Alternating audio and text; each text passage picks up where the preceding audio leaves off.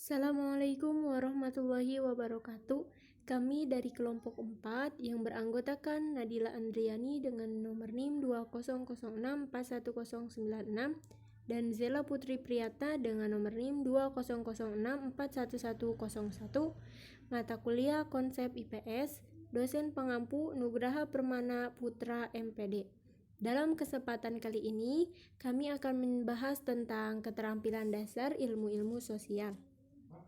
Keterampilan dasar ilmu sosial diartikan sebagai ketangkasan daya pikir manusia untuk memperoleh informasi yang menggunakan metode-metode ilmiah untuk menjawab suatu pertanyaan. Keterampilan dasar ilmu-ilmu sosial ini dapat diartikan sebagai kemampuan dasar atau konsep dasar, basic konsep dari cara-cara berkehidupan bersosialisasi yang dijadikan sebagai tolak ukur dalam bersosialisasi dan mempelajari ilmu pengetahuan sosial. Di dalam keterampilan-keterampilan dasar ilmu sosial, terdapat beberapa keterampilan, di antaranya. Yang pertama, keterampilan bertanya. Kedua, keterampilan memperoleh informasi. Ketiga, keterampilan menganalisis informasi. Yang keempat, keterampilan menyajikan informasi. Yang kelima, keterampilan memanfaatkan informasi. Dan yang keenam, keterampilan menyusun dan menguji generalisasi. Di sini ada pemaparan materi tentang keterampilan-keterampilan dasar dalam ilmu sosial. Yang pertama, ada keterampilan bertanya. Bertanya merupakan ucapan verbal yang meminta respon dari seseorang yang dikenal. Respon yang diberikan dapat berupa pengetahuan sampai hal-hal yang merupakan hasil pertimbangan. Jadi, pertanyaan merupakan stimulus efektif yang mendorong kemampuan berpikir. Macam-macam keterampilan bertanya terdiri dari keterampilan bertanya dasar dan keterampilan bertanya lanjut. Yang kedua ada keterampilan memperoleh informasi. Informasi menurut Kamus Besar Bahasa Indonesia merupakan penerangan, pemberitahuan seperti kabar atau berita tentang sesuatu. Keseluruhan makna yang menunjang amanat yang terlihat dalam bagian-bagian amanat itu. Dengan informasi ini, seseorang dapat dengan mudah memecahkan suatu masalahnya. Ada banyak cara untuk memperoleh informasi, di antaranya dengan membaca buku teks atau buku sumber, melalui media massa seperti radio, televisi, surat kabar, dan majalah, dan melalui lingkungan masyarakat yang ada di sekitar manusia. Seorang guru IPS pun wajib untuk membaca buku teks atau buku sumber lainnya, agar ia memperoleh informasi yang luas tentang materi pembelajaran yang akan disampaikan kepada peserta didik. Yang ketiga ada keterampilan menganalisis informasi. Dalam kegiatan penelitian sosial, seorang peneliti sebelum menarik kesimpulan atas data atau informasi yang diperoleh, langkah yang tidak kalah pentingnya adalah menganalisa atau menafsirkan data-data yang telah terkumpul. Yang keempat ada keterampilan menyajikan informasi. Dalam pembelajaran IPS, pendidik hendaknya dapat menjadi penyaji yang baik dan menarik, agar siswa memiliki minat dan perhatian yang tinggi serta antusias dalam proses pembelajaran.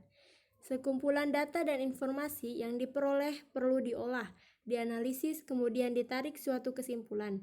Data yang diperoleh akan bermanfaat bagi pihak lain apabila disajikan dengan sistematis sehingga mudah diterima dan dicerna oleh orang lain.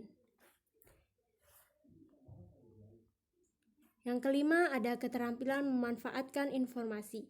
Pada saat mengajar, pada dasarnya, guru menyampaikan informasi yang telah dimilikinya, baik diperoleh dari buku sumber, media massa, maupun dari hasil laporan penelitian.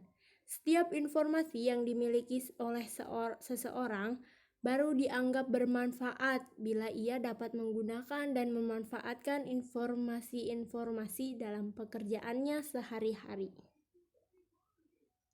Dan yang keenam ada keterampilan menyusun dan menguji generalisasi.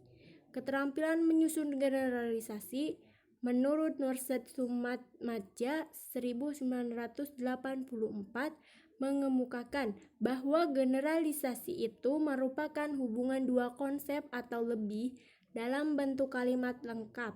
yang merupakan pernyataan deklaratif dan dapat dijadikan prinsip atau ketentuan bagi ilmu pengetahuan sosial. Keterampilan menguji generalisasi. Untuk mengetahui apakah generalisasi itu benar atau tidak, maka perlu adanya kegiatan pengujian generalisasi. Karena tidak jarang generalisasi yang telah disusun itu keliru dan tidak mewakili semua populasi. Oleh karena itu, dalam menguji generalisasi perlu memahami dulu karakteristiknya. Nah, di sini ada manfaat keterampilan dasar dalam ilmu-ilmu sosial. Di antaranya ada dalam bidang kesehatan. Pertama, membuat alat kesehatan yang canggih. Kedua, membantu mengidentifikasi suatu penyakit. Ketiga, membantu dalam pembuatan maupun peracikan obat. Yang keempat, membantu dalam suatu penelitian tentang penyakit baru. Yang kelima, membantu dalam perawatan maupun operasi suatu penyakit pada pasien. Yang kedua, ada dalam bidang pengetahuan. Yang pertama, membantu dalam suatu penelitian tentang penemuan yang baru. Kedua, membantu dalam pembuatan alat-alat kerja. Yang ketiga, membantu dalam mengidentifikasi suatu kejadian. Dan yang keempat, membantu dalam pemahaman tentang suatu kejadian. Yang ketiga ada dalam bidang perekonomian.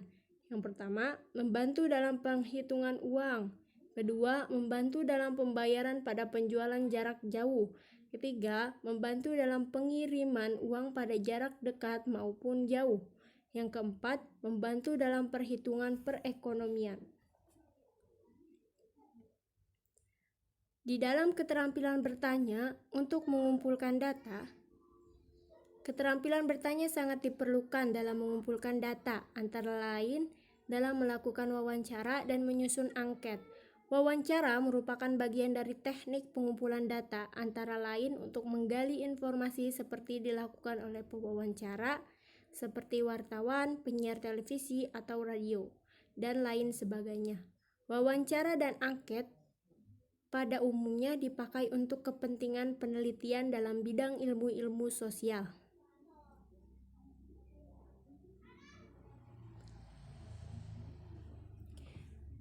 Sekian pemaparan materi tentang keterampilan dasar dalam ilmu-ilmu sosial. Jika ada kesalahan dan banyaknya kekurangan, kami mohon maaf. Wassalamualaikum warahmatullahi wabarakatuh.